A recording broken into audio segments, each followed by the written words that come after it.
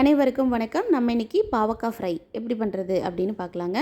அதுக்கு முதல்ல ஒரு 1/2 kg பாவக்காயை நான் ரவுண்டாக கட் பண்ணி உள்ளே இருக்கிற விதையெல்லாம் எடுத்துகிட்டு ஒரு பாத்திரத்தில் ஆட் பண்ணிக்கலாங்க.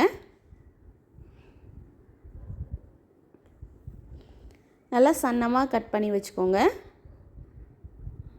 அப்போ தான் நல்லா மொறு மொறுன்னு வரும். அதுக்கப்புறம் கொஞ்சம் உப்பு, கொஞ்சம் மஞ்சத்தூள், மிளகாத்தூள்,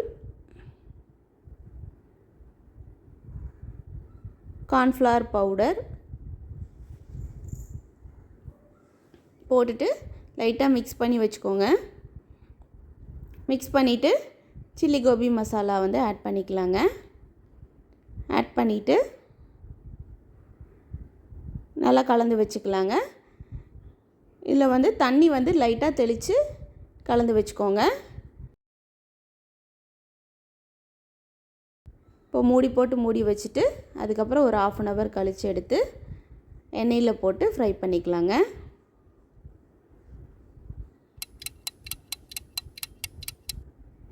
இப்போது ரெடி ஆயிடுச்சு. இப்போது ஒரு கடாயில் எண்ணெய் விட்டுக்கோங்க.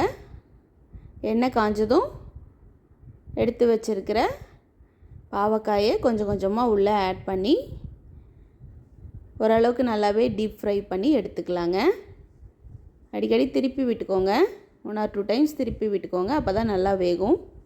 இந்த ஃப்ரை காய் இல்லாத அன்றைக்கி நல்லா ஒரு பெஸ்ட்டு சைடிஷ்ஷாக இருக்கும். நல்லா டேஸ்டான பாவக்காய் ஃப்ரை ரெடி. இந்த மாதிரி செஞ்சு கொடுத்தா குழந்தைங்களும் விரும்பி சாப்பிடுவாங்க. இந்த மாதிரி செய்யும்போது பாவக்காயில் அதிக கசப்பு தெரியாதுங்க. தேங்க்யூ ஃபார் வாட்சிங்.